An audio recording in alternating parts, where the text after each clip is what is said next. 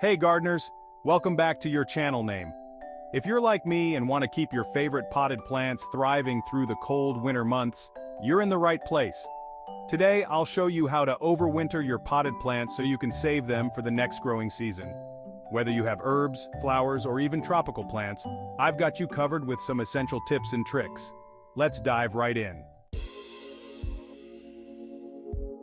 Before we get into the how, let's talk about the why. Overwintering your potted plants can save you money since you won't have to buy new ones next year. It also gives you the opportunity to keep those beautiful plants you've grown attached to. Plus, some plants, like tropical varieties and perennials, can thrive year after year if given the right winter care. The first step in overwintering is to understand your plant's needs. Not all plants are created equal, and their winter care differs. Hardy perennials like lavender and rosemary can handle cooler temperatures, but may need protection from harsh frosts.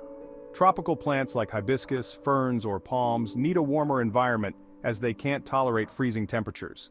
Tender annuals like geraniums and begonias can be saved if you bring them indoors or keep them in a dormant state. Knowing what type of plants you have will help you choose the best overwintering method. Before bringing your plants inside, a little prep work goes a long way. Prune and clean up. Trim back any dead or damaged leaves and give your plant a light prune. This helps reduce pests and makes the plant more compact for indoor spaces. Check for pests. Inspect the leaves and soil for bugs like aphids or spider mites. If you spot any, treat the plant with an organic insecticidal soap. Repot if necessary. If the plant has outgrown its container, repot it into a slightly larger pot with fresh soil. This helps avoid root rot when the plant adjusts to being indoors. Now that your plants are ready, it's time to find them a cozy spot indoors. Here are some tips. Light is key. Place your plants in a spot with bright, indirect sunlight. A south-facing window is ideal, but if you don't have enough light, consider using a grow light. Humidity matters. Many indoor environments get dry during the winter months. To keep your plants happy, mist them occasionally or use a humidity tray. Temperature is also important. Most overwintered plants do best in temperatures between 50 and 70 degrees Fahrenheit, or 10 to 21 degrees Celsius. Avoid placing them near heat vents or drafty windows. If you have hardy perennials or dormant plants, you might not need to keep them in a warm, bright spot. Here's how to overwinter them in a dormant state. Cut back. Trim the plant down to a few inches above the soil. Cool storage. Place them in a cool, dark space like a basement, garage, or unheated room. The temperature should stay around 35 to 45 degrees Fahrenheit, or 1 to 7 degrees Celsius. Water sparingly. Check the soil every few weeks and water just enough to keep it from drying out completely. Too much moisture can lead to root rot.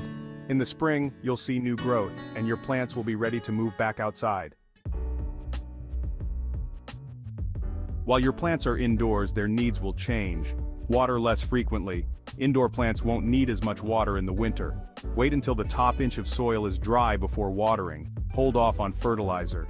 During winter, most plants go into a resting phase, so it's best to reduce or stop fertilizing until spring. Remember, the goal is to keep the plant alive, not to encourage new growth during this period.